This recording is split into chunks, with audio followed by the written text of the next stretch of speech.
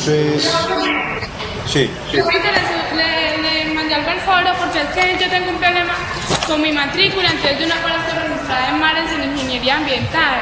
Entonces yo no tengo nota, a ver si se me foro y me responden en el foro de las notas que yo llevo en física, o por lo menos el último parcial. Pero entonces usted nunca ha podido presentar ninguna actividad.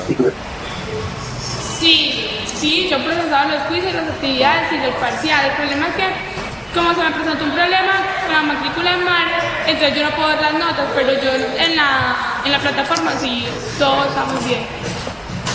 Ah, ya, sí, yo por ahí tengo uno o dos exámenes que no, pues que no aparecen en la lista, que me imagino que ahí debe estar usted. Yo entonces le respondo esta tarde. Ah, bueno, pues muchas gracias. Ok. Bueno, entonces, sí. ¿Para cuándo quedaría la fecha del próximo parcial? Pues todavía no tengo una fecha establecida. Ahí falta todavía esta clase y tal vez un par de clases más. ¿Perdón? Para el 20 más o menos. Tal vez, pero no les sé decir una fecha exacta. Gracias. Bueno, entonces le estaba diciendo que la clase de hoy tiene que ver con electricidad también, específicamente con corriente eléctrica.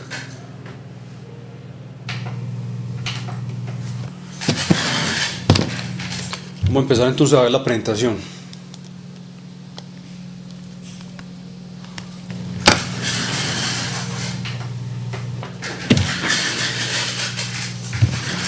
Bueno, lo que se vio en las dos clases anteriores tiene que ver con lo que se conoce como electrostática y se asocia con cargas eléctricas en general en estado de reposo, aunque eso no es pues del todo cierto, porque analizando pues los fenómenos electrostáticos que llaman, se tiene siempre que hay de todos modos un movimiento de carga. Lo que ocurre es que las cantidades de carga son pequeñas más bien, pero se tienen voltajes grandes, es decir, diferencias de potencial grandes, que es un concepto pues que también del cual se habló anteriormente.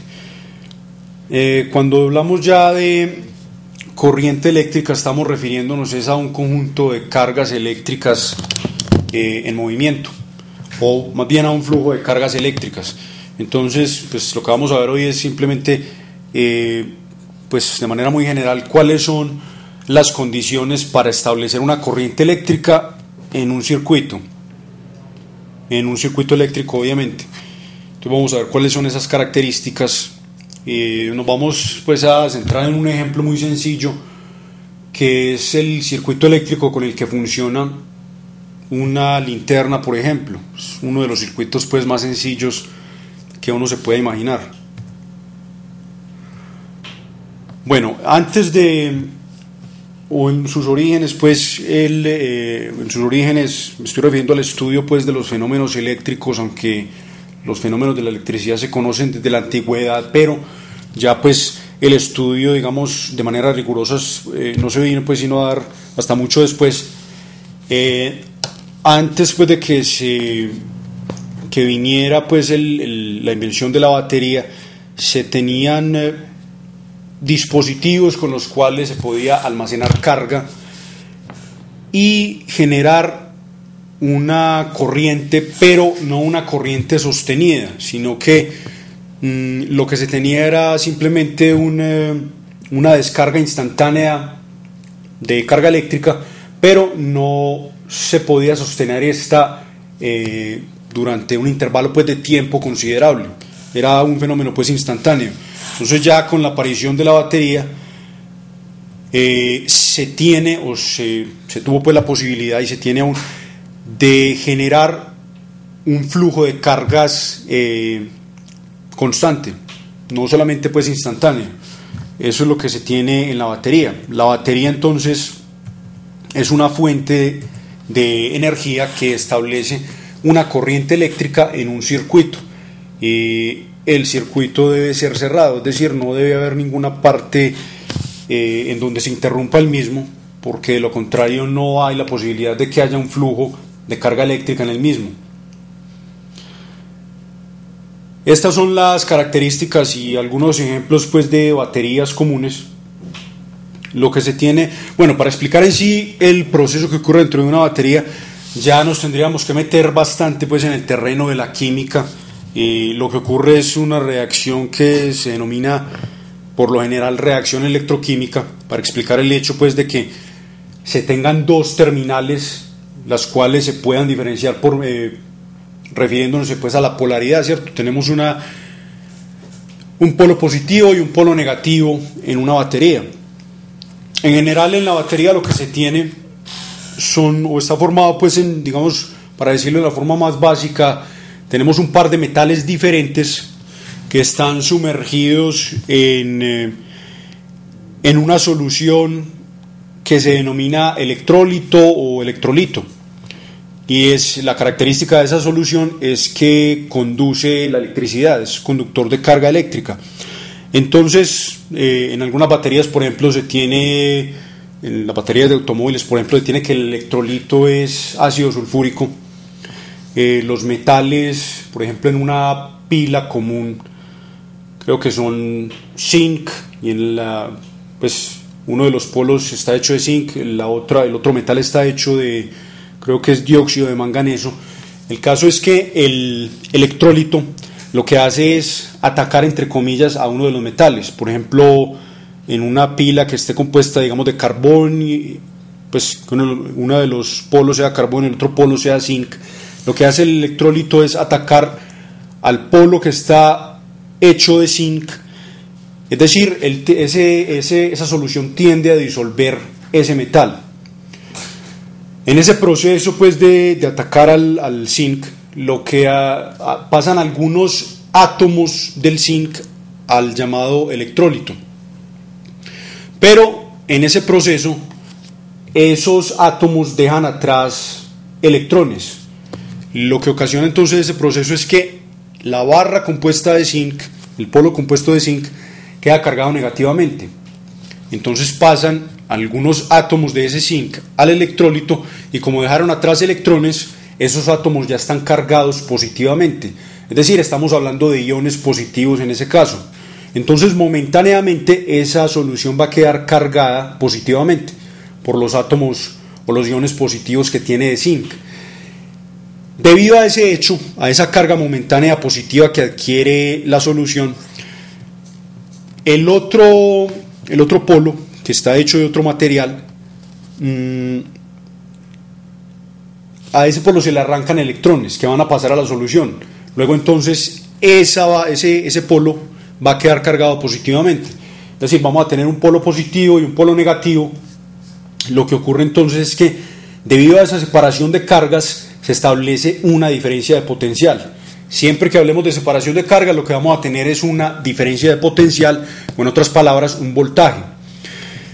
Ahora, si la batería pues está desconectada, si conectamos los dos polos de la batería con un conductor, lo que va a ocurrir es que va a haber flujo de carga eléctrica en ese circuito cerrado compuesto por la batería y por el conductor conectado entre los dos polos. Lo que ocurre entonces es que por medio del proceso de flujo de carga, lo que pasa es que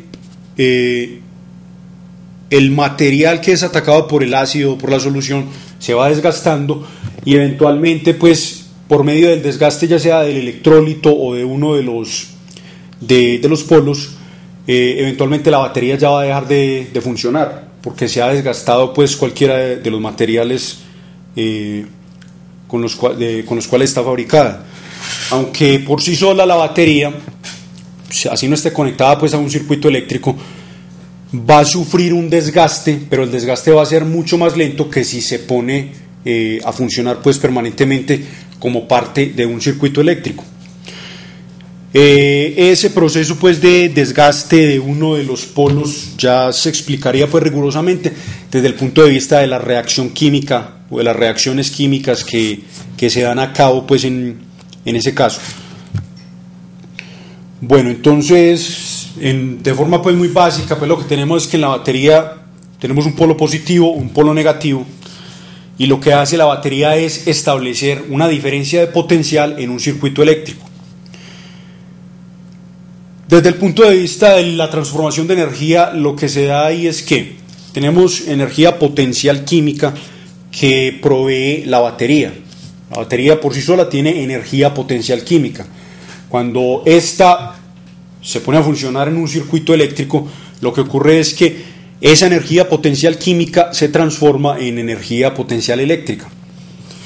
En el caso pues específico de una linterna, lo que ocurre es que esa energía potencial química se quiere transformar en luz. Para eso sirve una linterna, obviamente. Pero ya sabemos, pues, como se ha mencionado anteriormente, que una linterna, como funciona con un bombillo pues incandescente, la mayor parte de la energía se transforma, o la forma pues, la mayor parte de esa energía va a adquirir una forma, o se va a transformar en energía térmica, que no es pues lo que se quiere para el funcionamiento de una linterna, que lo que el funcionamiento o lo que requiere la misma es que produzca luz. Entonces no es pues muy eficiente desde el punto de vista de la energía, pues el funcionamiento del bombillo de una linterna tampoco. Bueno, primero hablemos de corriente eléctrica. Ya les mencioné al principio que cuando hablamos de corriente eléctrica siempre estamos hablando desde un conjunto de cargas en movimiento, cargas eléctricas, que ya definimos pues hace un par de clases. Entonces, una corriente eléctrica es un flujo de cargas eléctricas. Lo que ocurre entonces por dentro de la batería o la pila, como la llaman ahí, es que la corriente dentro de la batería experimenta un aumento de potencial. Cuando pasa ya no por la batería, sino por el elemento conectado al circuito, lo que se denomina carga del circuito, porque un circuito eléctrico usted lo puede formar simplemente con una pila y conecta pues un alambre a los dos polos. Ahí tendría un circuito eléctrico, es un circuito cerrado, tiene pues la fuente de energía que es la batería, pero eso no está cumpliendo ningún propósito. Lo que va a lograr usted ahí es que el alambre se caliente demasiado. Un circuito eléctrico, para efectos pues prácticos, se tiene es para transformar la energía, sacarle pues utilidad a esa energía potencial química de la batería. Entonces los circuitos eléctricos por lo general, o para efectos prácticos, deben tener conectada más bien lo que se llama la carga de la batería. Por ejemplo, en el circuito eléctrico de una linterna, ¿cuál es la carga de la batería? La carga de la batería es el filamento de tungsteno del bombillo pues de la linterna. Ese es el elemento en el cual se debe transformar la energía o sacarle la utilidad a esa energía potencial química almacenada en la batería. ¿De qué forma se le saca la utilidad? Por medio de la producción de luz. Ya pues el hecho de que la mayor parte de la energía, por ahí más del 90%, se transforma en calor, ya pues sería otra cosa. Ahí ya estaríamos pues hablando de la poca eficiencia que tiene ese filamento de tungsteno del bombillo. Bueno, aquí mencionan algunos o dan ejemplos pues de algunas baterías. Hablan de unas baterías alcalinas, las pilas comunes, las baterías de plomo ácido, que se refieren ahí pues a las baterías que utilizan los automóviles, o baterías de litios. Ahí nos hablan de el voltaje de cada una de ellas. Por ejemplo, batería alcalina, 1.5 voltios. Recuerden que voltio es la unidad de ¿qué? Es la unidad de potencial eléctrico, que en unidades más básicas es ¿qué? Decir un voltio es lo mismo que decir ¿qué? Sí, no le escuché. Un voltio en unidades básicas, unidades más básicas sería ¿qué?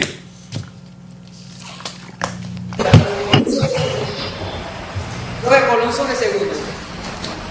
Coulomb sobre segundo, esa unidad no la hemos visto todavía. Esa es la unidad de corriente eléctrica, no la he mencionado. Pero las unidades de potencial eléctrico sí las mencioné la clase pasada. Voltios no se mide en julios. Esos son unidades de energía. ¿Cómo definimos el potencial eléctrico? Lo definimos como energía potencial eléctrica por unidad de carga. Entonces, de acuerdo a eso, ¿cuáles piensan ustedes que son las unidades? Julio sobre Column. Exacto, y eso es lo mismo que decir un voltio. Entonces, cuando a uno le dicen que el voltaje pues asociado a una batería alcalina, por ejemplo, como dice ahí, es de 1.5 voltios, a uno no le están hablando del hecho de que por ejemplo, que cada uno de los polos tenga ese voltaje. Lo que le están diciendo a uno ahí es que la diferencia de potencial entre los dos polos es de 1.5 voltios, no que cada uno de los polos tenga 1.5 voltios de potencial.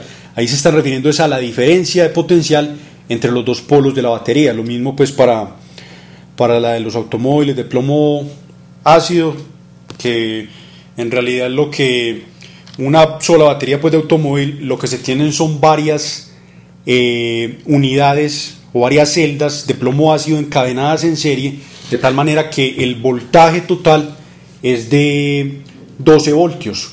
Es decir, se tendrían 6 celdas de plomo ácido para formar lo que se conoce pues como la batería de automóvil. Ahí pues me estoy adelantando y estoy hablando pues del hecho de que encadenando las baterías, como dice ahí, específicamente en una forma de encadenamiento que se conoce como en serie, se producen voltajes mayores. Es decir, que usted, por ejemplo, en una linterna común que funciona con las típicas baterías AA de 1.5 voltios, usted las puede encadenar de tal manera que el voltaje establecido en el circuito eléctrico de la batería sea de 3 voltios. Si encadena, por ejemplo, 2 baterías alcalinas en serie, usted lo que hace es sumar las diferencias de potencial de cada una de ellas y eso le da un total, una diferencia de potencial total. Aquí en la figura pues se ejemplifica eso que les acabo de decir.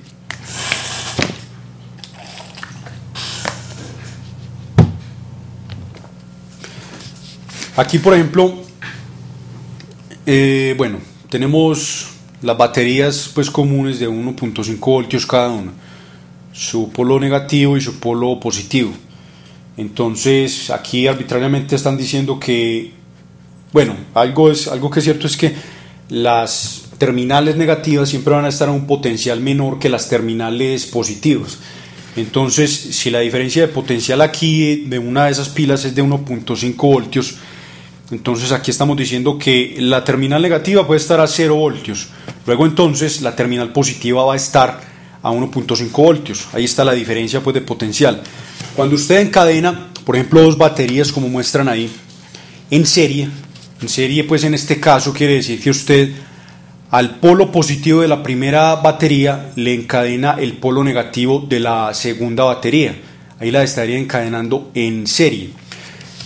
Entonces, si usted la encadena de esa manera, es como si estuviera formando una pila nueva compuesta por las 2 primeras. Mire que aquí tiene un polo negativo y aquí en el otro extremo tiene un polo positivo. Ahí estaría hablando pues como de una, por decirlo de alguna manera, una batería resultante. ¿Cuál es entonces la diferencia de potencial entre los extremos de esa, digamos, por decirlo de alguna manera, nueva batería o la batería resultante? De 0 voltios del polo negativo a 3 voltios del polo positivo. Lo que hizo entonces fue que sumar las diferencias de potencial asociadas a cada una de las baterías. Si usted las encadena, por ejemplo, como lo hacen en el segundo dibujo, mire que ahí le cambió, ahí se tienen 3 baterías. Si usted conectara, miren la batería de la mitad, si usted volteara, le cambiara la orientación a la batería de la mitad, es decir, que el polo positivo de la misma tocara el polo negativo de la tercera, ¿cuál sería la diferencia de potencial entre este extremo, este de 0 voltios, y este polo positivo? Si las 3 tienen asociado un voltaje de 1.5 voltios.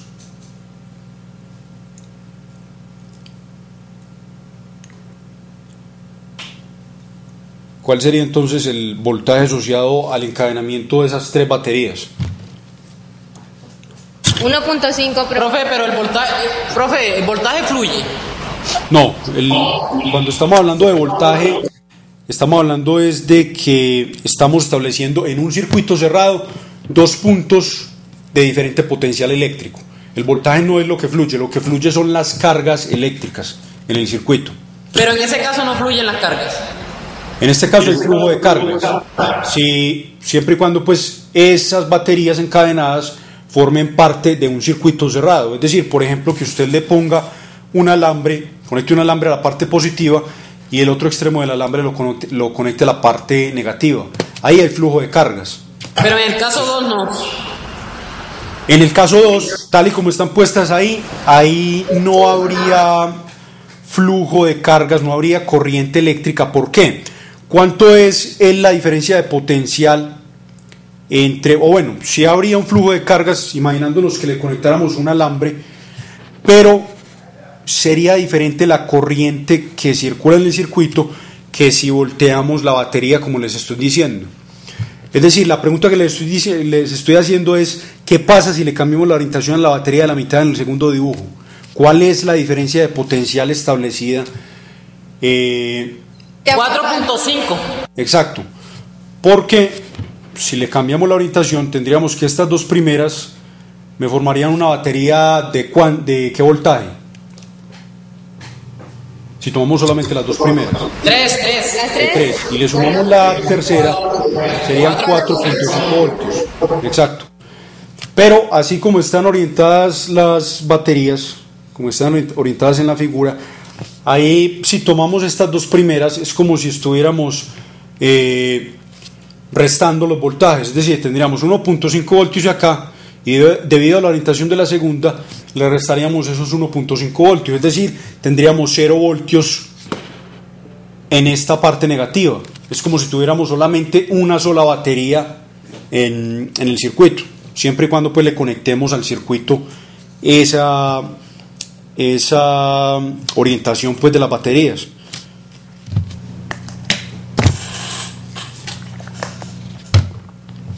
Bueno, entonces la primera condición para que haya un circuito, para que podamos hablar de un circuito eléctrico, ¿es cuál?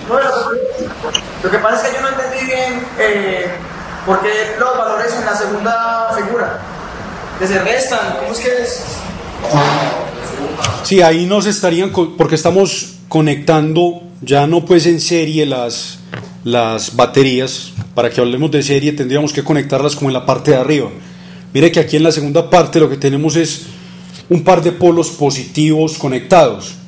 Eso no provocaría pues un flujo de corriente. Para que haya flujo de corriente las baterías tienen que estar conectadas pues en un circuito en serie de esta manera, la parte positiva con la parte negativa. Aquí no habría una sumatoria, no estarían sumando los voltajes de cada una de las baterías, y se estaría más bien anulando. Entonces tendríamos una diferencia, no habría diferencia pues de potencial ahí. Estaríamos hablando de 0 voltios y no de 3 voltios como en el caso de la figura de arriba. Bueno, ¿cuáles son entonces las condiciones que podemos sacar acerca o para que haya pues un circuito eléctrico? Y con circuito eléctrico quiero decir un circuito en el que haya establecida una corriente, o sea, que haya movimiento de cargas eléctricas en el mismo.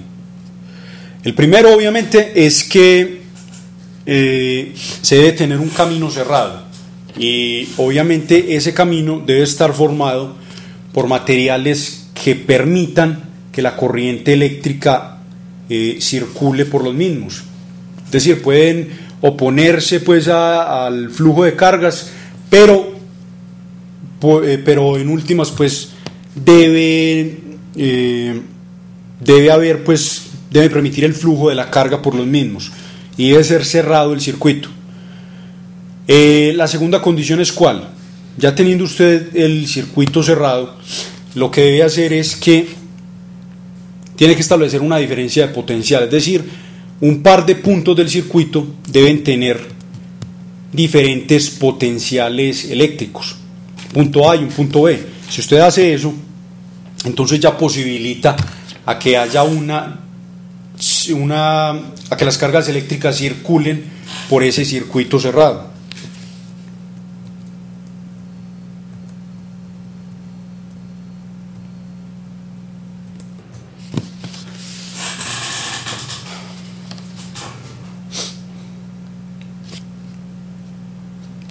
Bueno, ahí nos hablan del ejemplo de la linterna que les mencioné, el bombillo, que ya habíamos mencionado pues hace varias clases. Por lo general pues tenemos un filamento de tungsteno. Recuerden pues que ese filamento debe estar protegido por un encapsulamiento de vidrio para aislarlo del aire, porque en el aire pues tenemos oxígeno y el oxígeno reaccionaría pues a altas temperaturas con el tungsteno, lo que ocasionaría pues que empezara a arder el filamento. Entonces por eso se habla del encapsulamiento. Entonces ya habíamos hablado del hecho de que lo que se hacía es aumentar la temperatura de ese elemento para que empezara a emitir luz, hablando pues de la incandescencia. Lo que tenemos ahí entonces es que eso se logra por el hecho de que haya circulación de cargas eléctricas a lo largo del llamado filamento de tungsteno. Entonces lo que hace es, como dice ahí, consumir la energía potencial eléctrica que tienen las cargas eléctricas. Ya sabemos pues que la mayor parte de esa energía potencial eléctrica se transforma en energía térmica. Cuando las cargas eléctricas que fluyen pasan por ese filamento, bueno, o de forma más sencilla, cuando la corriente pasa por ese filamento, se dice que hay una caída de voltaje, es decir, hay una disminución de potencial eléctrico. Es decir, en uno de los extremos del filamento se tiene un potencial alto y en el extremo opuesto se tiene un potencial bajo. Entonces la corriente, se dice ahí, sufre una caída de voltaje. Es lo contrario a lo que ocurre cuando la corriente pasa a través del cuerpo de la batería. Cuando la corriente atraviesa la batería, lo que hay es un aumento de voltaje.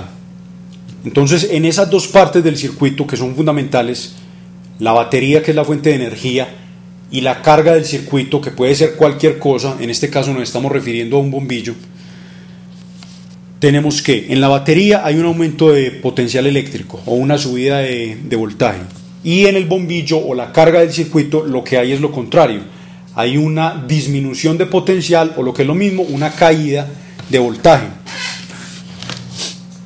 Y bueno, la caída de voltaje que mencionan ahí para un caso específico, que es el de 2 pilas alcalinas, es de 3 voltios. Tanto la subida de potencial en la batería como la caída de potencial en el bombillo.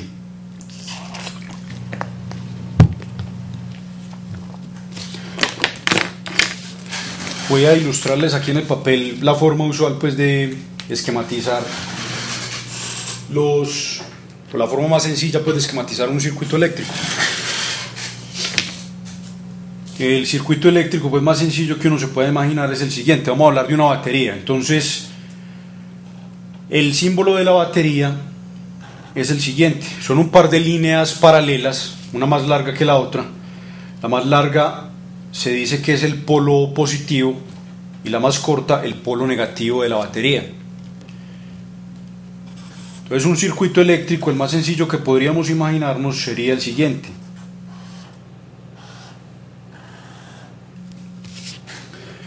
Estas líneas que acá son los alambres conductores que están conectados a esta parte. Esta parte se conoce como carga del circuito. Bueno, esta es la batería y esta es la carga del circuito. Digámoslo así, carga, que puede ser cualquier cosa. Aquí estoy haciendo un dibujo pues muy general, pero esta carga del circuito, por ejemplo, en el circuito eléctrico de una linterna vendría a ser ¿qué? Vendría a ser el filamento de tungsteno del bombillo.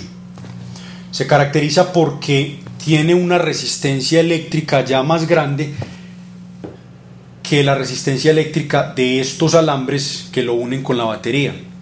Estos alambres tienen una resistencia eléctrica baja, Cuando hablo de resistencia eléctrica, ¿a qué me refiero? Esa resistencia es una medida de la oposición del objeto a que fluya la carga eléctrica a través de él. Entonces, mientras mayor sea la resistencia eléctrica del material, es más difícil para las cargas eléctricas desplazarse a lo largo de ese material.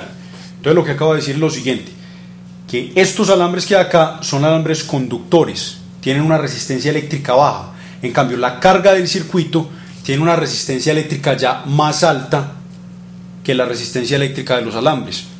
Entonces, de nuevo, esto puede ser cualquier cosa. En este caso estamos refiriéndonos a que estamos hablando pues del filamento de tungsteno. Este es en general el símbolo de la resistencia eléctrica cuando se esquematiza o cuando se hacen esquemas pues de circuitos.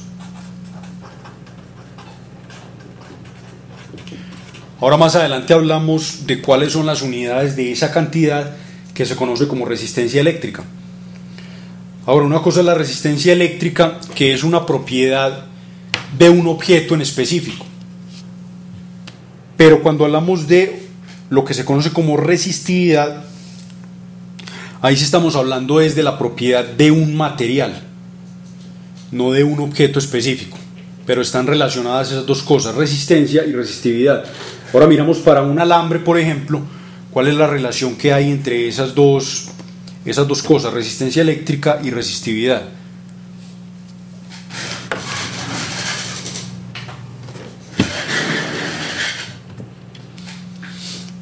Bueno, este es el circuito, uno de los circuitos más simples que podemos tener aquí. Esto es básicamente, esta figura que aparece aquí es básicamente la misma que dibujé yo en el papel, solamente aquí le están poniendo ya en detalle de qué estamos hablando. La batería entonces yo la dibujé en la forma más general, la forma general de representar la batería. Aquí específicamente tenemos encadenadas dos baterías, cada una de 1.5 voltios, que me forman ¿qué? Una batería resultante de 3 voltios, sumando las dos cosas. Y ya el resto entonces son los demás elementos del circuito. Tenemos un alambre que está unido al filamento de tungsteno. Tenemos otro alambre, aquí tenemos un switch que lo que hace es abrir o cerrar el circuito. Y aquí tenemos los demás alambres que van unidos al otro polo de la batería. Entonces la función del switch, como les dije, es abrir o cerrar el circuito. Cuando se abre el circuito no hay flujo de cargas eléctricas. Cuando cerramos el circuito, ya entonces la corriente eléctrica circula por el circuito. Decir una cosa, decir flujo de corriente eléctrica sería, o es más bien como una redundancia, porque la corriente es precisamente un flujo. ¿Y un flujo de qué? De cargas eléctricas. Entonces por eso prefiero yo hablar de que la corriente circula y no que la corriente fluya. O si voy a utilizar la palabra fluye, me refiero es al flujo de cargas eléctricas específicamente. Esos son los tres componentes pues básicos de ese circuito: la batería, el cable o el par de cables y el bombillo, donde el bombillo es la carga, por eso lo ponen ahí entre paréntesis, carga del circuito.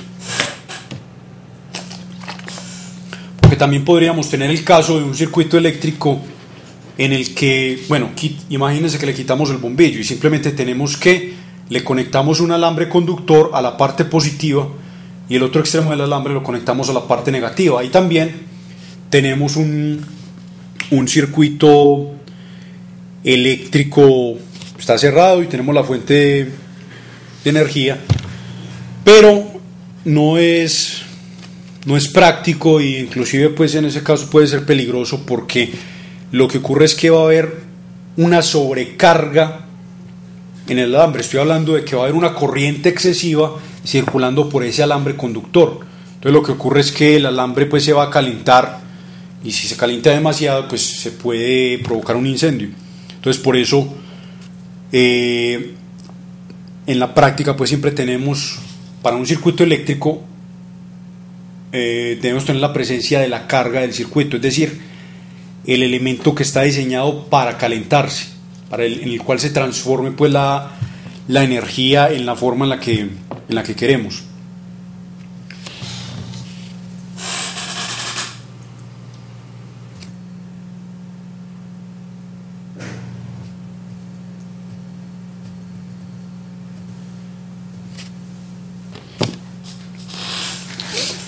Ahí en esa diapositiva aparece entonces básicamente lo que se necesita para que haya una corriente eléctrica, para establecer una corriente eléctrica en un circuito. Entonces, primero, repito, que sea cerrado. El hecho de que sea cerrado implica lo que se menciona ahí. La carga no se acumula en ninguna parte y se debe evitar esa acumulación de carga. Obviamente entonces necesitamos la energía. ¿Y quién nos da la energía? La energía nos la da la batería. Aunque bueno, yo he mencionado el hecho de que esa fuente de energía pues es una batería, como en el caso del circuito de la linterna. Sin embargo, hay otro tipo de fuentes de energía diferentes a las baterías. Las baterías son fuentes de energía que se consideran de corriente directa.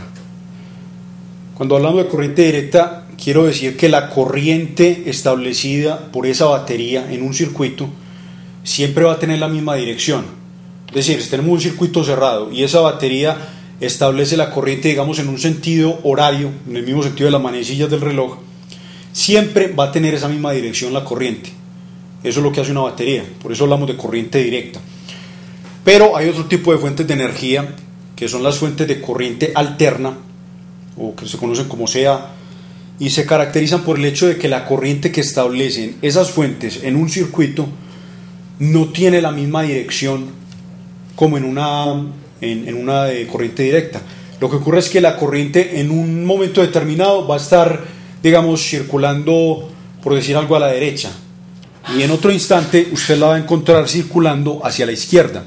¿Por qué ocurre eso? Ocurre por el hecho de que las terminales o los polos de una fuente de corriente alterna no son fijos. Es decir, a diferencia de la fuente de corriente directa como la batería, donde tenemos un polo positivo y un polo negativo y nunca cambian, en la fuente de corriente alterna esos polos van a estar cambiando permanentemente. Entonces, en un instante de tiempo, uno de los polos vamos a tener, digamos, un polo positivo, polo negativo. Digamos que tenemos uno de los polos en un instante tiene una polaridad positiva, en el siguiente instante va a tener una polaridad negativa. Eso entonces tiene como consecuencia que la corriente cambie de dirección constantemente, con una frecuencia pues determinada. Por eso cuando uno habla de circuitos de corriente alterna, uno habla de la frecuencia del circuito, ¿cierto? Cuando se refiere pues a cómo cambia la polaridad de las terminales de esa fuente de corriente alterna, cómo cambia pues la corriente. Entonces no tenemos una corriente pues constante, con una dirección constante en las fuentes de corriente alterna. Bueno, esos tres últimos comentarios hacen referencia a la transformación de energía, y ya sabemos pues que la secuencia pues de transformación sería la siguiente. Estamos aprovechando la energía de la batería. Esa energía está almacenada en forma de ¿qué? Energía potencial química. Se transforma posteriormente en energía potencial eléctrica, que se llevan las cargas, y posteriormente se transforma en energía térmica cuando llega a la carga del circuito, cuando se presenta esa caída de potencial que les mencioné ahora.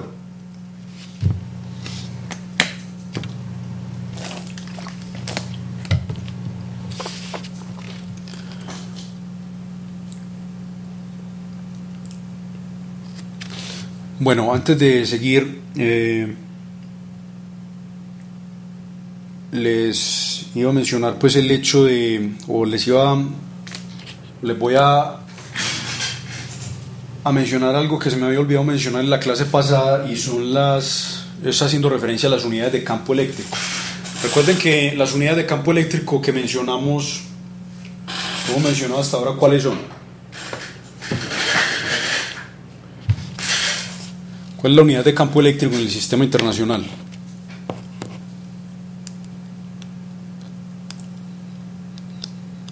Voltios. Esas son las unidades de potencial eléctrico. ¿Cuáles son las de campo?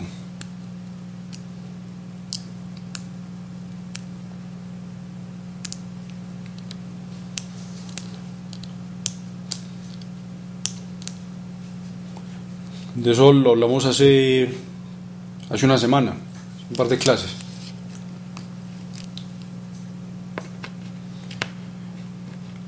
Las unidades de campo eléctrico son newtons sobre coulomb. Si revisan las notas ahí lo van a encontrar. Pero en la clase pasada dijimos que una fuente de campo eléctrico hay campos eléctricos siempre y cuando tengamos cambios de potencial eléctrico. Eso fue lo que mencionamos en el lunes. En una región donde cambia el potencial, ahí hay establecido un campo eléctrico. Estoy hablando de cambio de potencial en el espacio, que el potencial cambie de un punto a otro. Entonces, en esa región hay un campo eléctrico. Mientras más grande sea ese cambio de potencial, mayor es la magnitud del campo eléctrico establecido en esa región. Entonces, como estamos hablando de cambio de campo eléctrico en el espacio, hay unas unidades de campo eléctrico equivalentes a las que hemos mencionado. La que mencionamos en la primera clase de electricidad fueron de newtons sobre coulomb, pero una unidad equivalente es la siguiente. Hablamos de la variación de potencial en el espacio, o sea que podemos hablar de potencial por unidad de longitud. Entonces tendríamos potencial que se mide en voltios sobre ¿qué? Sobre metros, o sea, unidad de longitud. Y estas dos unidades son equivalentes. Miremos que en efecto sí lo son. Vamos a transformar voltio sobre metro en newton sobre coulomb.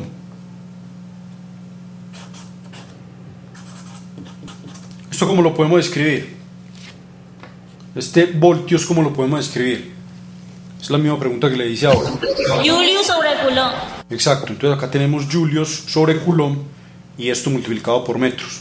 Es decir, esto es esto mismo. Eso está claro. Ahora, julios, ¿cómo lo podemos escribir?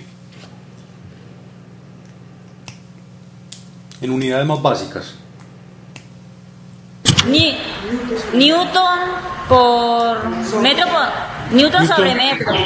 Newton multiplicado por metro. Eso. O sea, tenemos esto, newtons por metro. Estos son julios. Y todo esto sobre coulomb por metro. Entonces mire que aquí se cancelan los metros y tenemos exactamente las unidades de newton sobre coulomb que habíamos mencionado anteriormente.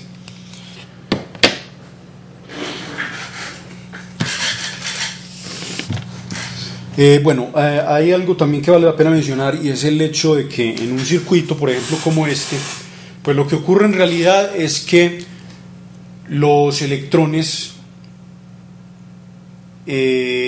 aquí, por ejemplo, estarían fluyendo en este sentido, en un sentido antihorario, es decir, en el sentido contrario a las manecillas del reloj. Es decir, atravesarían la batería,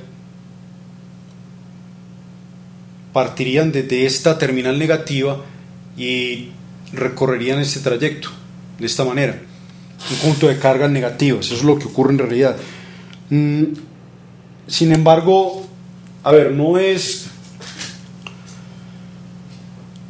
no es que el mismo electrón, digamos, que parte desde este punto va a llegar hasta este, sino que lo que ocurre es que como hay un cambio de potencial eléctrico acá, hay una diferencia de potencial, en este circuito se establece un campo eléctrico, como ya lo acabé de mencionar. Entonces, en realidad esos electrones tienen una rapidez muy, muy baja. Es decir, un electrón, por ejemplo, es una rapidez tan baja que un electrón, por ejemplo, para recorrer un alambre, por ejemplo, de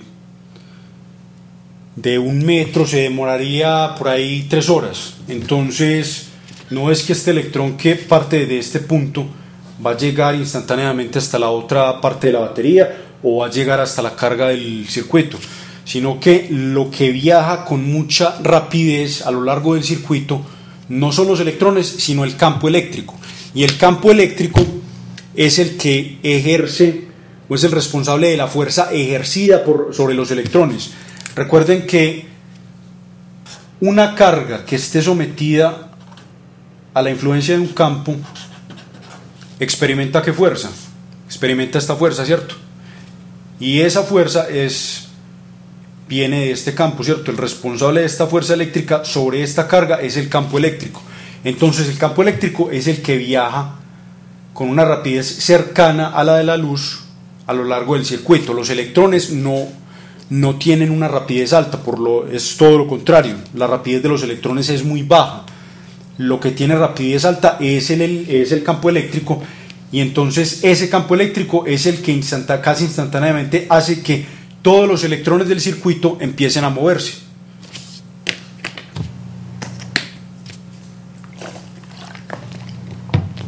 Ahora, si no tenemos en cuenta, por ejemplo, la batería, supongamos que desconectamos la batería del circuito, los electrones en cada uno de los elementos del circuito, en la carga y en los demás alambres, van a tener una rapidez mucho más grande que la rapidez que cuando se conecta pues la batería.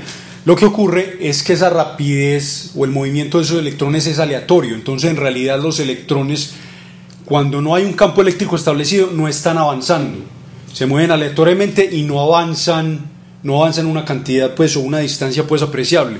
En cambio, cuando se establece el campo eléctrico por medio de la batería, ahí sí hay un avance. El avance pues es muy lento, pero el campo eléctrico sí se mueve con mucha rapidez, de tal manera que en todo el circuito los electrones estarían respondiendo a la influencia de la batería casi instantáneamente. Pero repito, no es que el electrón que parte de aquí usted instantáneamente lo va a encontrar en la otra parte del circuito. Ese electrón es muy lento. Lo que viaja con la rapidez casi de la luz es el campo eléctrico. Bueno, vamos a seguir ahora sí con la presentación.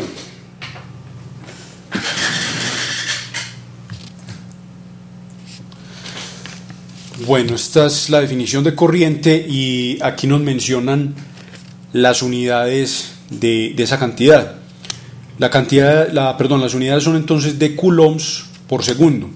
La corriente entonces es la cantidad de carga que fluye a través de un área determinada en una unidad de tiempo. Esa unidad de tiempo pues que establecemos es obviamente el segundo, porque estamos hablando del sistema internacional. Entonces obviamente tenemos que la unidad de corriente es el coulomb sobre segundo. Cuando uno dice un coulomb sobre segundo, quiere decir que, o otra forma de referirse a eso, es un amperio.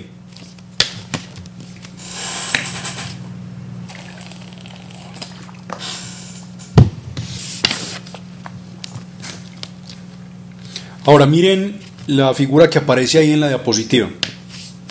Aquí lo que se tiene en la vista pues de un alambre a través del cual está circulando una corriente eléctrica. Para que circule la corriente eléctrica, entonces ya sabemos que la condición es que haya una diferencia de potencial en el circuito del cual el alambre forma parte. Entonces, bueno, y sabemos que el hecho de que haya una diferencia de potencial quiere decir que hay un campo eléctrico en ese circuito. Miren la dirección que tiene el campo eléctrico en esta figura. Aquí hay un campo eléctrico apuntando hacia la izquierda y fíjense en las cargas que aparecen acá. Yo les acabo de decir que lo que ocurre en realidad en un circuito eléctrico es el flujo de ¿qué? El flujo de cargas negativas o los electrones. ¿Cómo se mueve un electrón bajo la influencia de un campo eléctrico? Recuerden que eso lo vimos la clase pasada, e inclusive desde la clase antepasada se habló de eso. Si tenemos un campo eléctrico apuntando en esta dirección, supóngase que usted somete un electrón a la influencia de ese campo. ¿Hacia dónde se acelera ese electrón?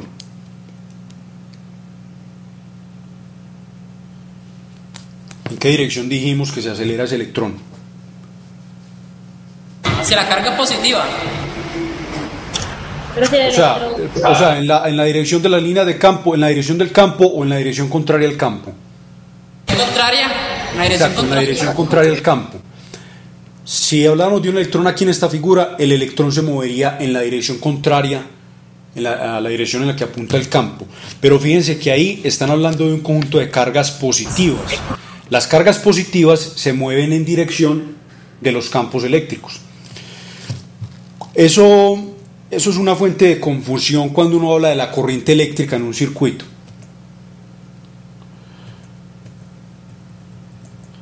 A ver,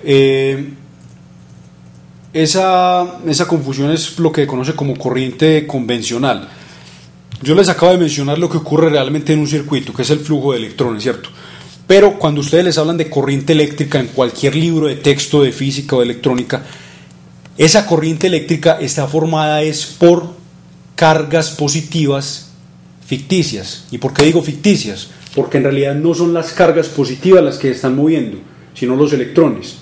Solamente que es una convención pues que se adoptó desde hace muchos años y nunca se cambió, pero es equivalente pues a pensar en un flujo de cargas negativas, que es lo que realmente ocurre, solamente que se utiliza pues una ficción para definir lo que se conoce como corriente eléctrica. Entonces la corriente eléctrica la definimos como el flujo de cargas positivas ficticias. O sea que si usted en un circuito eléctrico conoce la dirección en la que están circulando los electrones en el circuito, supongamos que yo les digo que en una parte del circuito los electrones están fluyendo hacia la derecha. Con base en esa información, ¿cuál dirían ustedes que es la dirección de la corriente eléctrica?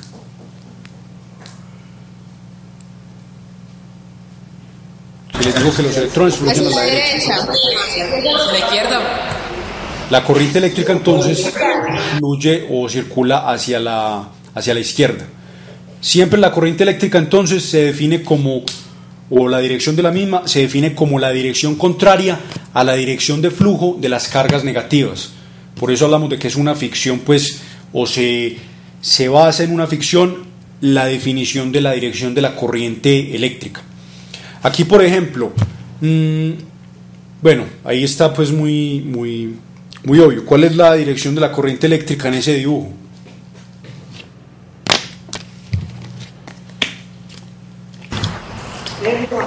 Hacia la derecha. Hacia la derecha es hacia donde fluirían los electrones. Pero la corriente eléctrica, ¿hacia dónde fluiría? Hacia la izquierda. Hacia la izquierda. Es decir, la corriente eléctrica en un circuito eléctrico tiene la misma dirección del campo eléctrico, más no así los electrones. Entonces por eso digo yo que la corriente eléctrica es a veces fuente de confusión cuando uno habla de los circuitos eléctricos, por esa convención histórica que se tiene, de que la corriente se definió como el flujo de cargas positivas. Pero ya sabemos pues entonces que en realidad lo que ocurre es lo contrario. Pero si a usted en un circuito eléctrico, en una situación determinada, conoce el flujo o la dirección de flujo de los electrones, ya sabe que la corriente eléctrica es en la dirección contraria. Por ejemplo, tomemos el ejemplo de la clase pasada, en la caída de un rayo, supóngase que hay un conjunto de cargas negativas que están pasando de la nube de tormenta a la superficie de la Tierra. ¿Cuál es la dirección entonces de la corriente eléctrica ahí en ese ejemplo? Hacia arriba. Sería hacia arriba.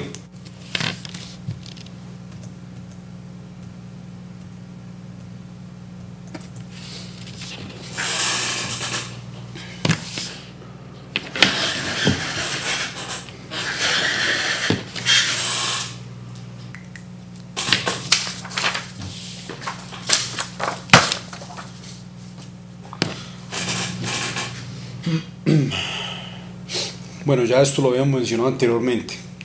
Ahí lo que estamos, bueno, podemos hablar del hecho, para reforzar lo que les había mencionado ahora, que en un circuito eléctrico lo que estamos transportando literalmente desde la batería hasta la carga del circuito no son los electrones. Ya sabemos pues que los electrones no completan todo ese viaje, no recorren pues todo el circuito cerrado, sino que lo que se mueve a la rapidez casi a la de la luz es el campo eléctrico, y a su vez el campo eléctrico transporta esa energía hasta la batería. Entonces por eso en el circuito eléctrico lo que se transporta es energía, más no las cargas eléctricas, aunque sí sufren pues un movimiento en una dirección preferencial, pero ya sabemos pues que esa distancia recorrida por los electrones es muy pequeña, debido pues a las rapideces tan bajas involucradas. Por ejemplo, en una fuente de corriente alterna, que ya dijimos que se caracteriza por el hecho de que las cargas la corriente pues cambia de dirección permanentemente. Ahí el movimiento que tiene cada carga es un movimiento oscilatorio, parecido al movimiento oscilatorio del que hablamos cuando nos referimos a una onda sonora en una columna de aire. Recuerden que en ese caso las partículas de la columna de aire están moviéndose alrededor de una posición de equilibrio. Entonces, en un circuito conectado a una fuente de corriente alterna, las cargas eléctricas también tendrían ese tipo de movimiento oscilatorio. En cambio, en un circuito de corriente directa, las cargas sí están moviéndose en una dirección única, pero con una velocidad muy baja.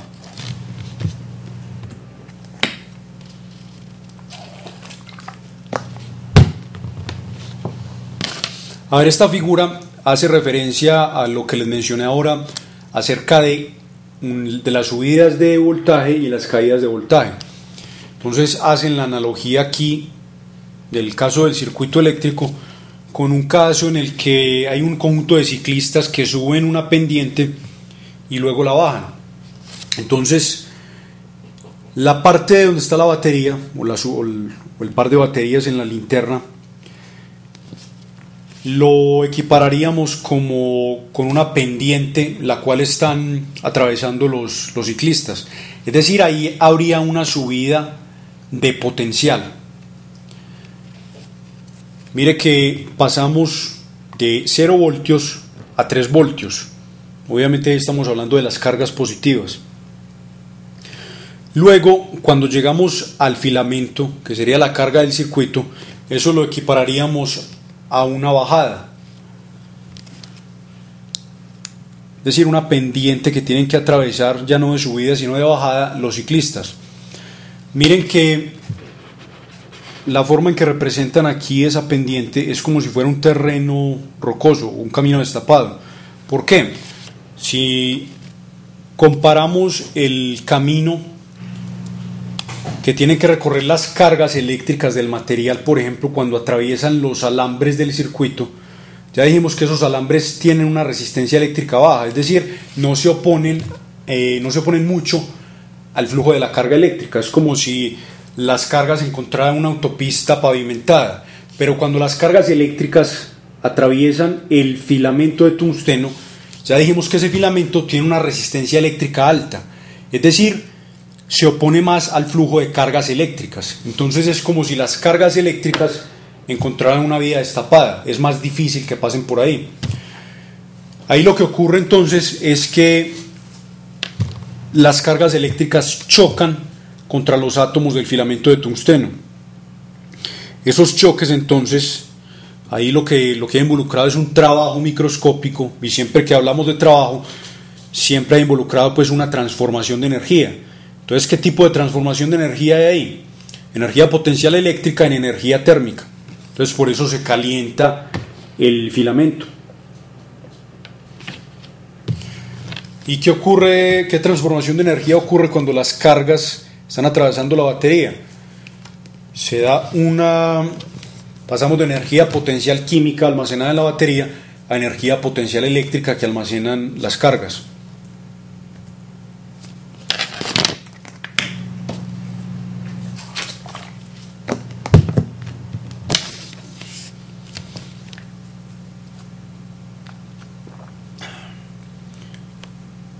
Bueno, miremos esta pregunta que hace referencia al mismo circuito del que estamos hablando. Profe, ¿sí funciona? Sí funciona la linterna, ¿están de acuerdo? Si ambas o sea, si uno la pone del lado negativo hacia el bombillo, ambas funcionan. Pero si cambia el sentido de una, no. Exacto, si usted le cambia el sentido a una solamente, ocurre lo que estábamos hablando ahora, que no estaría ahí sumando pues las diferencias de potencial de ambas, sino que estarían anulando pues esos voltajes. O sea que si le cambia solamente el sentido a una, lo que hace es que el circuito cerrado que usted tiene va a estar todo a un mismo potencial eléctrico, pero si le cambia el sentido a las dos, la linterna va a funcionar, siempre y cuando sea pues las dos que cambien.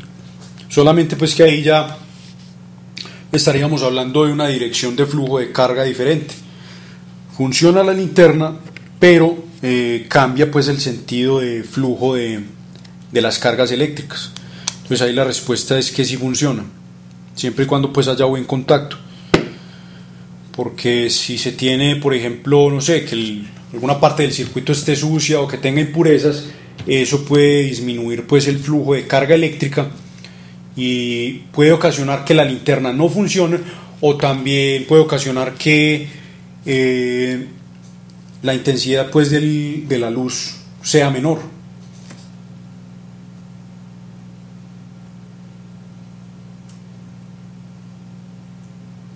Esta es la convención pues de la que les estaba hablando ahora, acerca de la carga positiva y cómo se utiliza pues la dirección de esa carga positiva para definir lo que es la corriente eléctrica convencional al menos.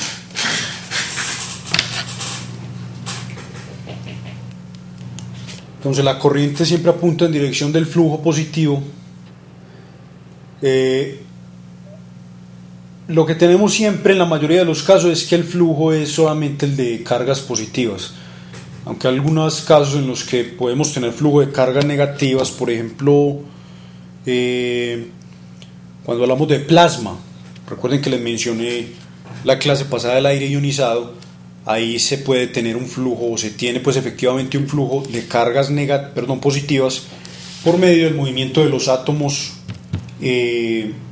o los iones positivos, como consecuencia pues de haberle arrancado electrones al átomo. Pero a pesar pues de que estamos hablando de una ficción en la definición de la corriente, eso no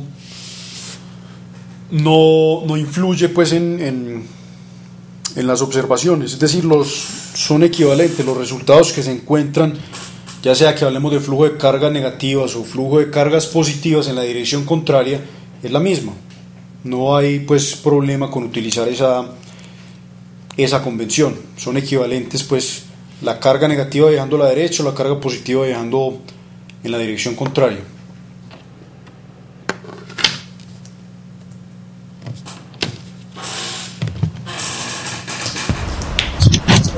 ¿Me puede poner la diapositiva anterior un momentico, por favor?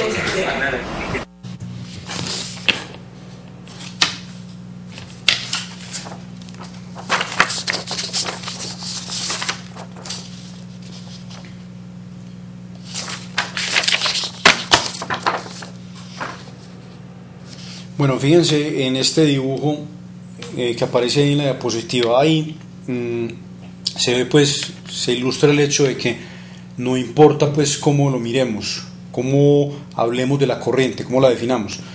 Mire que en la parte de arriba del dibujo lo que aparece estamos fijándonos en el flujo de cargas negativas. Ahí lo resaltan. Miren que están moviéndose hacia la derecha las cargas negativas. Si eso ocurre en ese pedazo de material, ¿cuál es el resultado final?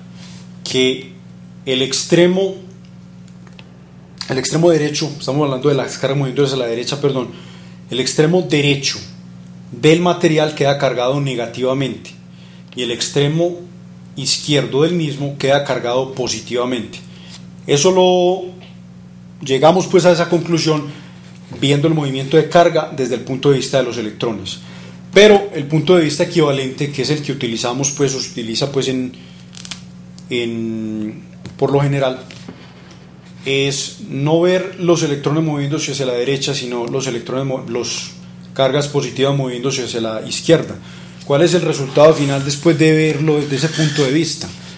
Que la parte izquierda del material queda cargado positivamente y la parte derecha queda cargado negativamente.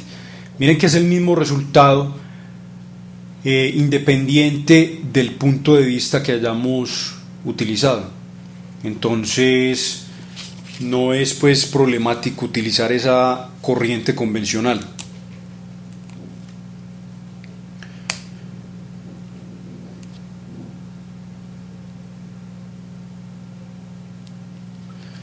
Bueno, entonces por eso hablamos de una posible fuente de confusión ahí sobre los circuitos. Entonces, de nuevo, Yo les pregunto, si en un circuito eléctrico, una parte de un circuito eléctrico en un alambre, tengan en cuenta que en un alambre, en un circuito, el campo eléctrico toma la dirección del alambre, es decir, es paralelo al alambre. Entonces, supongamos que en un alambre, en una parte de un circuito, el campo eléctrico está apuntando, por decir algo, hacia arriba. ¿Cuál es la dirección de la corriente y cuál es la dirección de flujo de los electrones? Para ver si se entendieron esa parte. Hacia abajo, ¿el de quién? De los electrones. De los electrones, y de la corriente hacia arriba, o sea, en la misma dirección del campo eléctrico.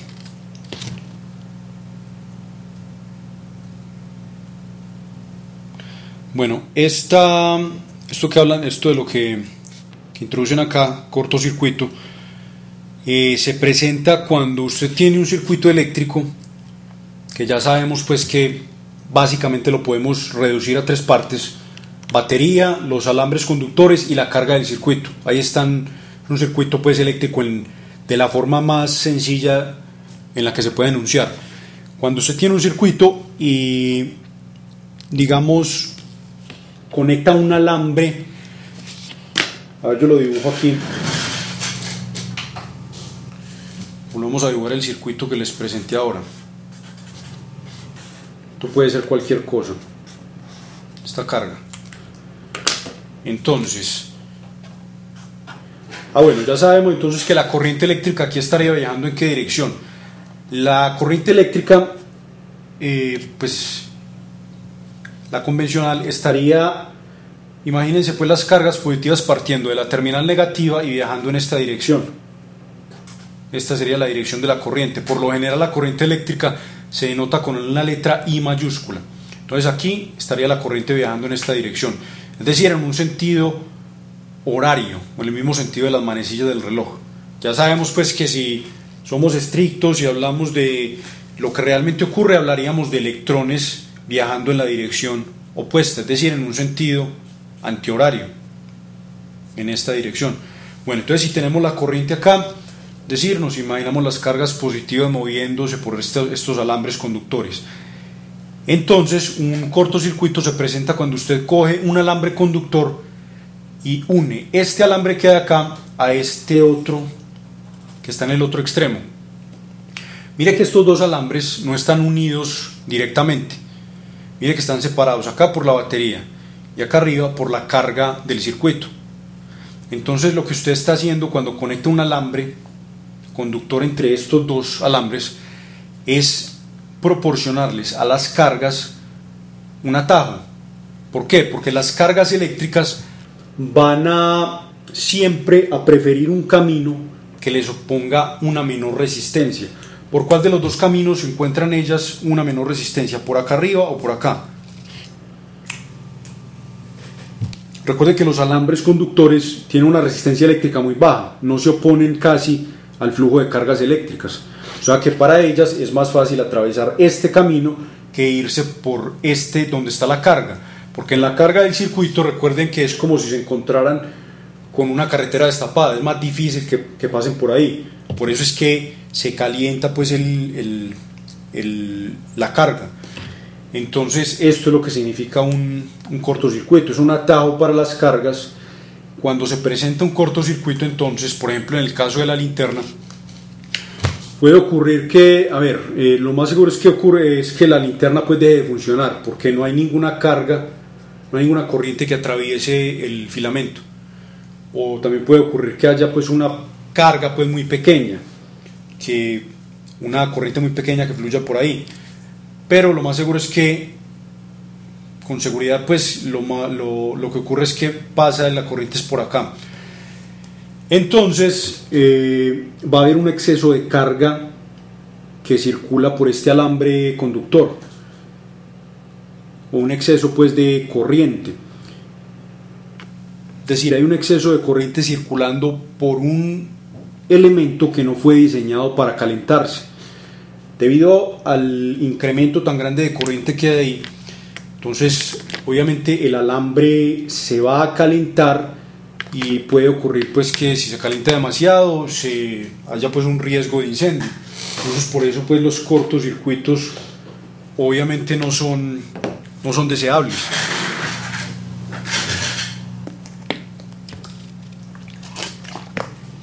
La abreviación pues simplemente es un corto. Entonces, como dice ahí, lo que se hace es puentear la carga. Un trayecto conductor puentea la carga.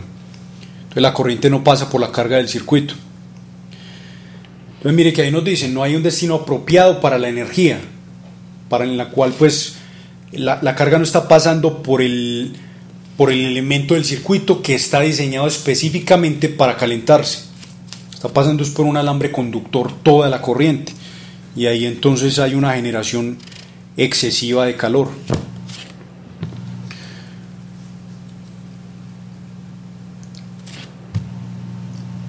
Por eso pues en los cableados, por ejemplo, domésticos, puede haber casos en los que se presente una sobrecarga, es decir, que haya un exceso de corriente circulando por el circuito doméstico.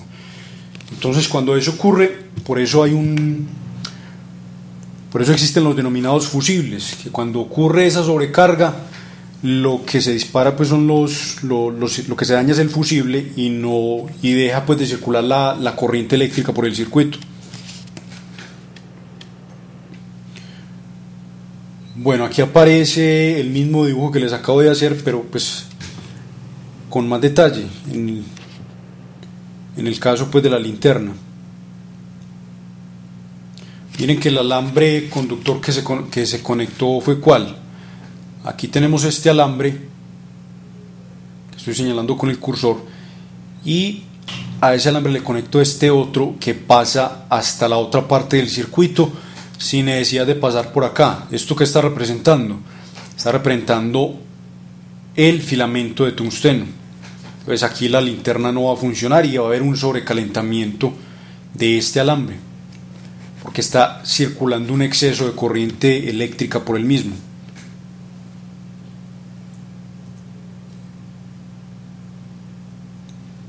Bueno, vamos a hablar de lo que se denomina ley de Ohm.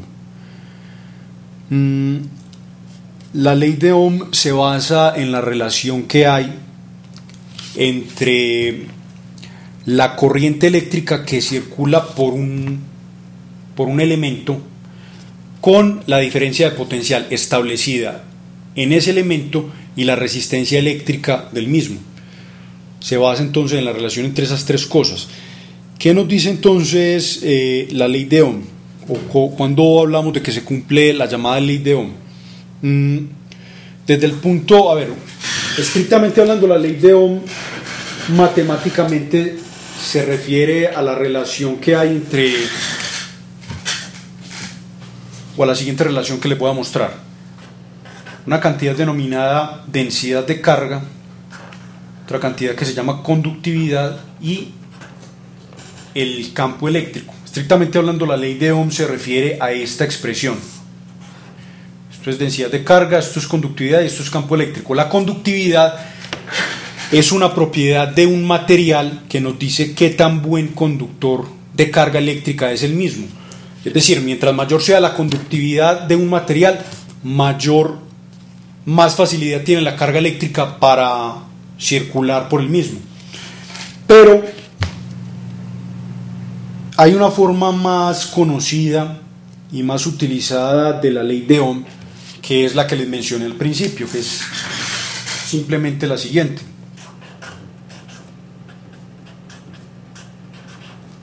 Esto pues aquí se puede llegar a esto manipulando la primera expresión que les escribí, pero la más conocida es esta, y hay que hacer una precisión. Bueno, esta es la relación, diferencia de potencial. Recuerden que este delta me está hablando de un cambio en esta cantidad. Nos dice que la diferencia de potencial en un material, a través de un material, es igual a ¿qué? A la corriente que circula por el mismo multiplicada por la resistencia eléctrica del material. Voy a escribir aquí pues qué es cada cosa. Esto es densidad de corriente.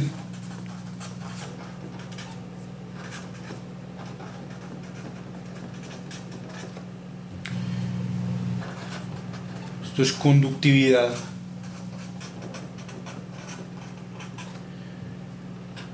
Recuerden que la I es usualmente pues la forma de denotar la corriente eléctrica.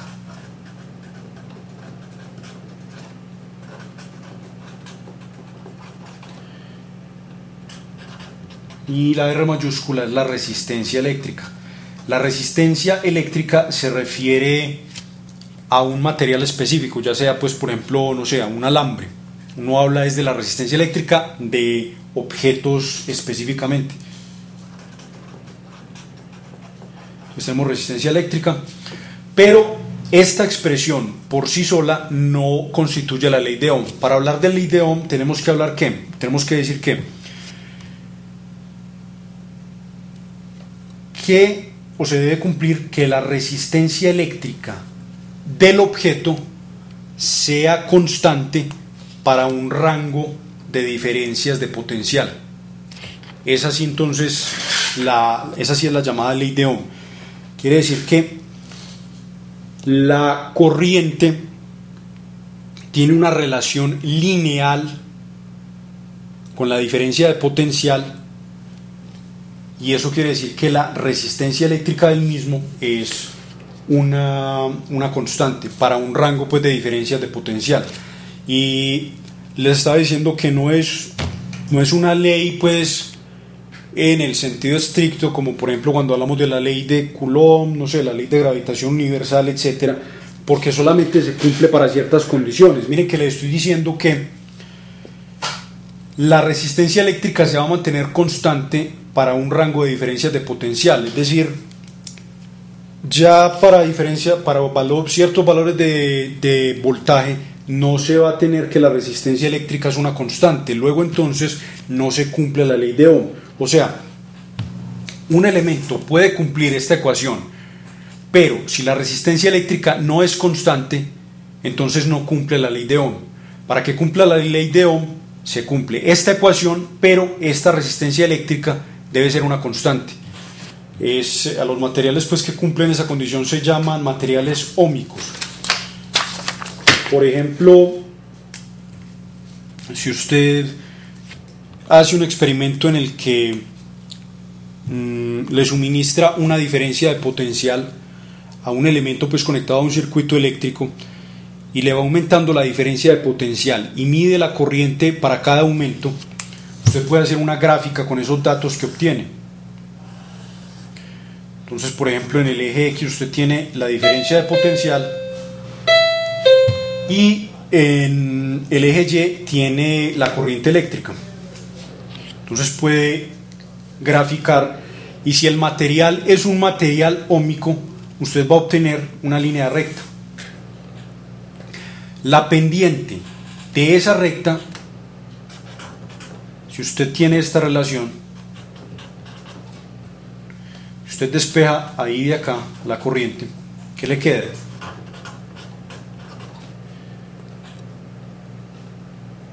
Te queda que la corriente es igual a la diferencia de potencial sobre la resistencia. Entonces, mirando esta gráfica, ¿cuál sería la pendiente de esta recta que obtiene? La pendiente sería 1 sobre R, llamemos a la pendiente M. Si esto es constante, si esta R no cambia para este rango de diferencias de potencial, entonces usted obviamente obtiene una línea recta y el material cumple la ley de Ohm. Esto se cumple, por ejemplo, para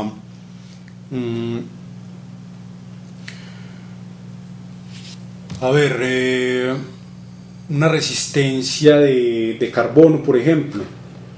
Es un resistor de carbono, por ejemplo, los utilizados en circuitos eléctricos para regular el paso de la corriente. En cambio, si usted hace ese mismo experimento, pero para un material no óhmico, para un rango de diferencias de potencial determinada,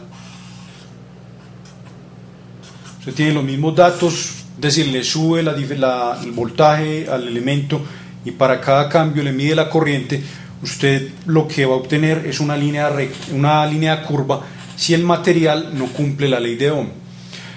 ¿Cuál es la pendiente en cada punto de esta línea recta?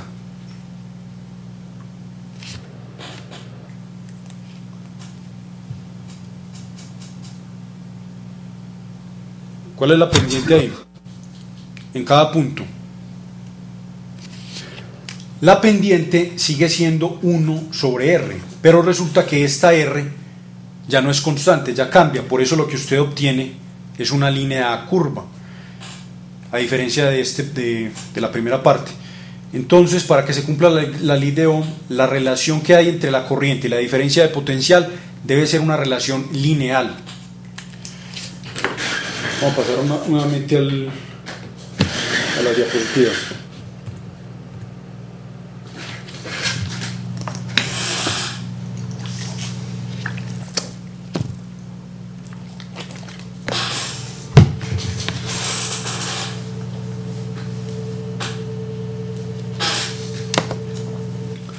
Bueno, esto es básicamente lo que les acabo de decir. Ahí inclusive puede estar la misma ecuación que les escribí, pero ya pues en palabras.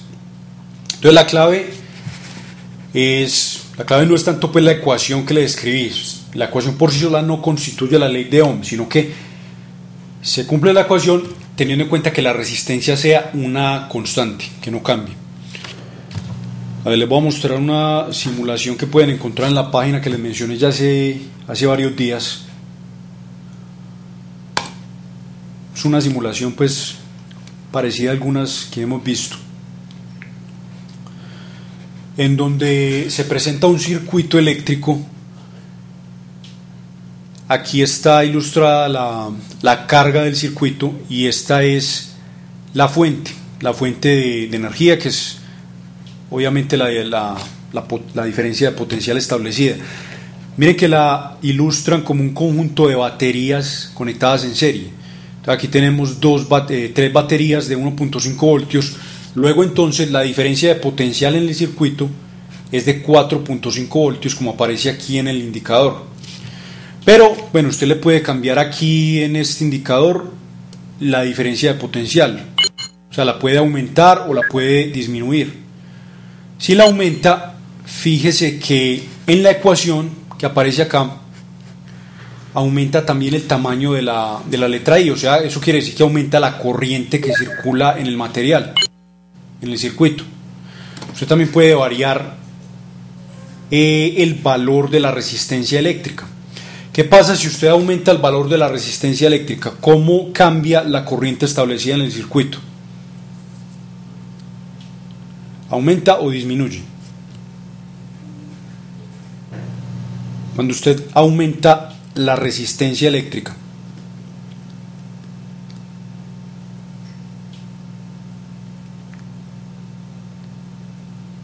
¿hay un aumento o una disminución?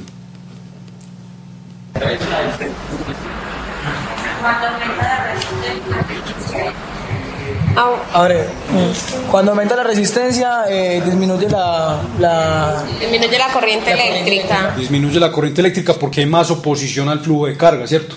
Y el flujo de carga es la corriente.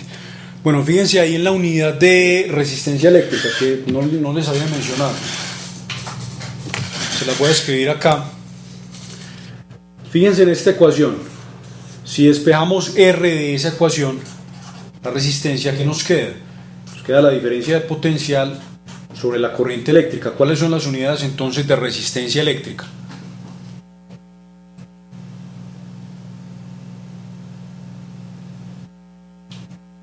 De acuerdo a esto, ¿cuáles son las unidades de la diferencia de potencial? Bueno, esto lo puedo cambiar es decir, podría escribirlo también de esta manera. Es decir, quitarle el delta, siempre y cuando yo haga la precisión de que uno de los puntos está a un potencial eléctrico igual a 0. Entonces en ese caso tendría un potencial eléctrico en un punto determinado menos el potencial eléctrico igual a 0. Entonces podría quitar ese delta pues que representa el cambio. Entonces, de acuerdo a esto, ¿cuáles son las unidades entonces de diferencia de potencial?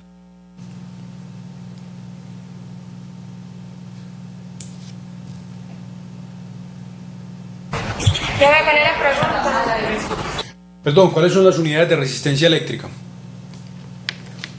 de esta cantidad?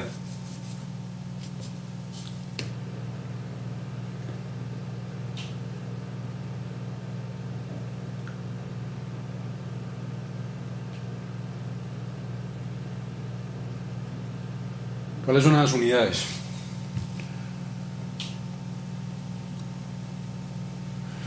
A ver, ¿cuáles son las unidades de potencial eléctrico? Tampoco.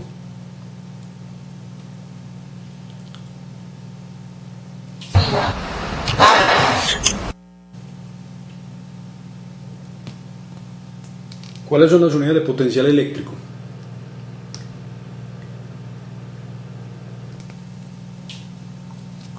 Profe, no es voltio. Es voltio, exacto. Entonces, tenemos voltio sobre qué. ¿Cuáles son las unidades de corriente eléctrica? Metro sobre segundo, no.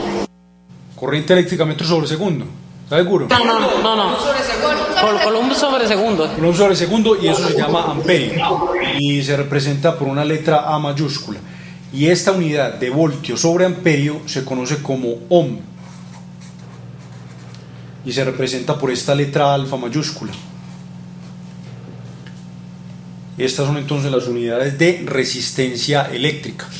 Por eso, volviendo ahí a la presentación, aparece pues ese símbolo. Fíjense ahí en la simulación. Bueno, miren que habíamos dicho entonces que le aumentamos la resistencia eléctrica al circuito. ¿Qué pasa con la corriente? Disminuye. Y si la disminuimos, obviamente la corriente eléctrica va a aumentar. Fíjense que estas flechas azules que están acá representan la corriente. Entonces, a menor resistencia, mayor va a ser esa corriente eléctrica. Bueno, vamos a volver ahora sí a la presentación.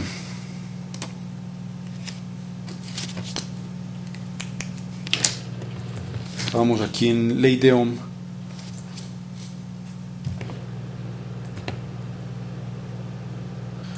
Bueno, vamos a hablar ahora de potencia eléctrica.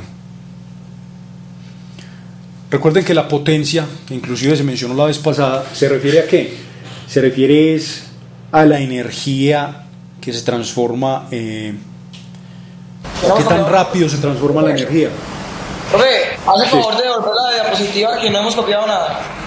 Bueno, pero de todos modos no se preocupen, les repito, no se preocupen mucho por esto, porque yo les voy a colgar esa presentación en la página. Ahí, la última que puse fue, creo que la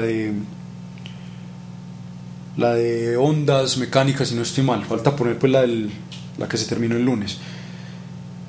Bueno, entonces la potencia eléctrica se refiere a la rapidez con la que se transforma o se transfiere la energía. Cuando hablamos de potencia eléctrica, la potencia eléctrica en un circuito la podemos encontrar multiplicando la diferencia de potencial en el circuito con la corriente establecida en el mismo. Obviamente tenemos que llegar a unidades de julios sobre segundo, porque esas son las unidades obviamente de potencia. Entonces, como aparece ahí en la presentación, tenemos potencia igual a voltaje por corriente. Vamos a escribirlo de una forma alternativa. La potencia la denotamos con una letra P mayúscula. Entonces tenemos corriente multiplicada por la diferencia de potencial. Y recordando esta expresión, podemos manipular esta expresión de potencia. Podemos, por ejemplo, meter esto aquí, de tal manera que la potencia es igual a ¿qué? Y que multiplica la diferencia de potencial, y la diferencia de potencial es esto. O sea que tenemos I al cuadrado por R. Es una forma alternativa pues de expresar la diferencia de potencial. A ver, cuando hablamos de la distribución de energía, lo que hacen pues las compañías de electricidad, las compañías lo que hacen es pues transferir esa energía por medio de los llamados cables de alta tensión. Lo que se tiene entonces es que eso se ve afectado directamente por un efecto ya denominado calentamiento Joule o efecto Joule, que tiene que ver con la dependencia de la potencia con el cuadrado de la corriente eléctrica en el elemento. Entonces, mientras mayor sea la corriente eléctrica transferida por un alambre, mayor va a ser la potencia, es decir, va a ser mayor la cantidad de energía que se va a desperdiciar, porque no toda la energía potencial eléctrica pues se va a poder ser aprovechada, sino que gran parte de ella se va a transformar en energía térmica. Entonces, mientras mayor sea esta corriente, mayor va a ser el desperdicio de energía por medio de energía térmica. Entonces, las compañías eléctricas lo que hacen es, en los cables de alta tensión, utilizar diferencias de potencial grandes para transferir la energía, pero corrientes pequeñas. Es decir, la potencia también la podemos ver desde este punto de vista.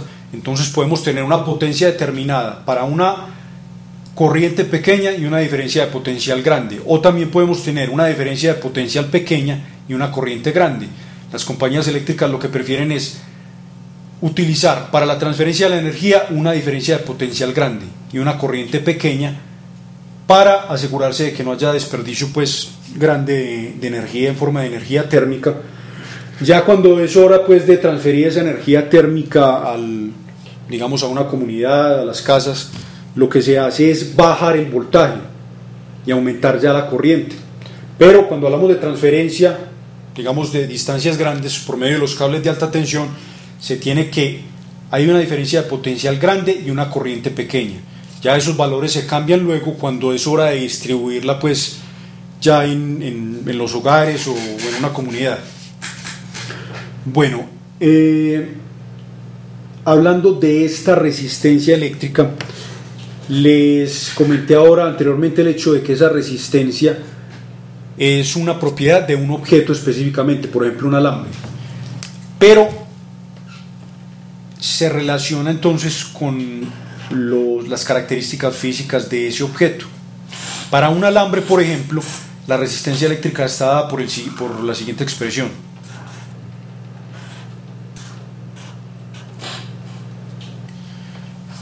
Donde esta letra que se llama Rho, no es una P, sino una letra griega que se llama Rho, se conoce como resistividad. Es una medida de qué tanto se opone un material determinado a que pase la carga eléctrica por él. Este otro factor que está en el numerador es la longitud del alambre, o la longitud del cable. Y la letra A mayúscula en el denominador es el área de sección transversal. Es decir, una medida de qué tan grueso es el alambre. Mientras más grueso sea el alambre, mayor es el área de sección transversal del mismo.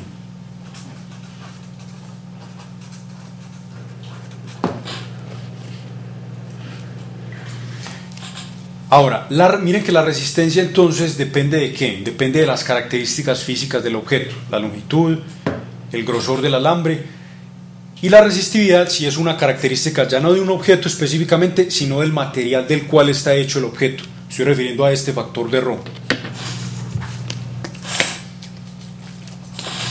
Entonces, mirando esta expresión, vemos que mientras más largo sea un alambre, ¿qué pasa con la resistencia eléctrica? ¿Aumenta o disminuye?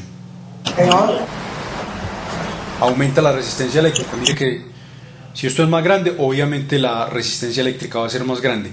¿Qué pasa si tenemos un alambre muy grueso? Mientras más aumentemos el grosor de un alambre, ¿qué pasa con la resistencia eléctrica?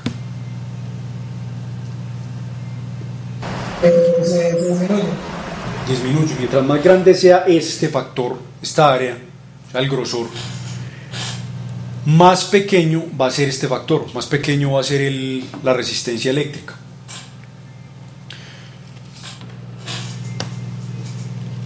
Usualmente se utiliza entonces para la transferencia pues, de electricidad a alambres de cobre, que son buenos conductores, y se utilizan alambres que no tienen un grosor pues grande, y de ese modo entonces se tiene una resistencia eléctrica más pequeña. Si se tiene resistencia eléctrica pequeña, eso quiere decir que es más la corriente eléctrica que puede fluir por el material, por el alambre específicamente en este caso.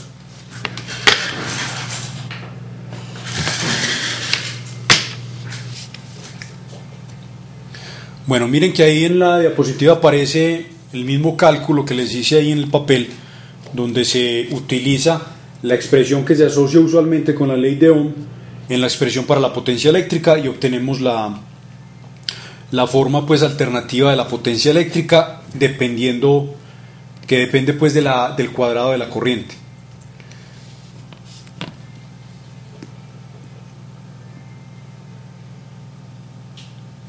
Bueno, ya para terminar, miremos esta pregunta.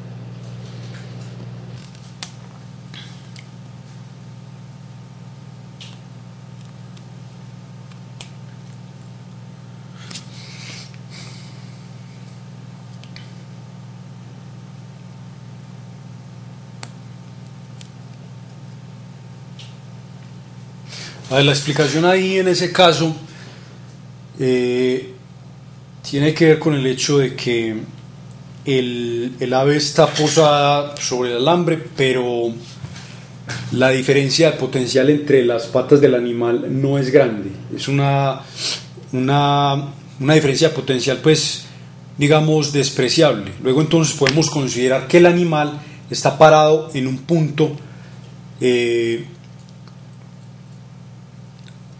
que está haciendo contacto pues sobre dos puntos que tienen el mismo potencial eléctrico. Si tenemos que no está sometido a una diferencia de potencial, podemos hablar de que forma parte de un circuito eléctrico.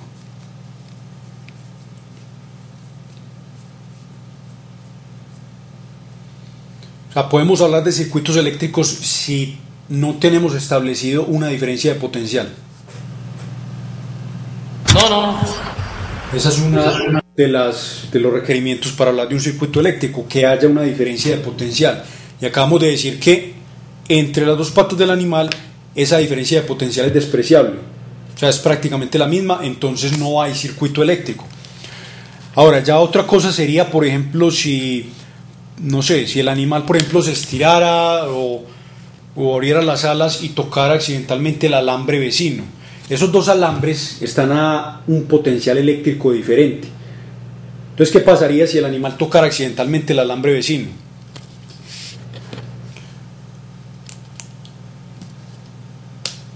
Hay un circuito eléctrico, y entonces si hay circuito eléctrico hay un flujo de cargas, o sea, el animal sería electrocutado. O sea, uno podría perfectamente colgarse con las dos manos de un alambre de alta tensión y no le pasaría nada.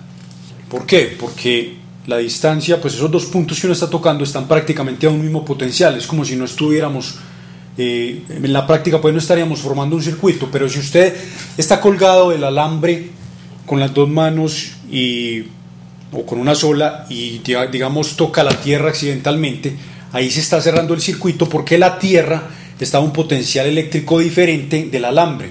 O sea que ahí cierra el circuito y la carga eléctrica va a fluir hacia la tierra por medio pues de su cuerpo. Ya entonces el hecho pues de que la carga eléctrica fluya hacia la tierra a través del cuerpo humano ya puede ser fatal, dependiendo pues de la cantidad de corriente que circule, aunque no se necesitan corrientes muy grandes pues para hablar de una descarga fatal. Se necesitan corrientes del orden de los miliamperios para, por ejemplo, causar, un paro cardíaco, por ejemplo. Entonces ya sería pues otra cuestión si se cierra el circuito, ya sea que uno toque el alambre vecino o que toque la tierra accidentalmente. Ahí se cerraría el circuito. Bueno, eso es todo por hoy.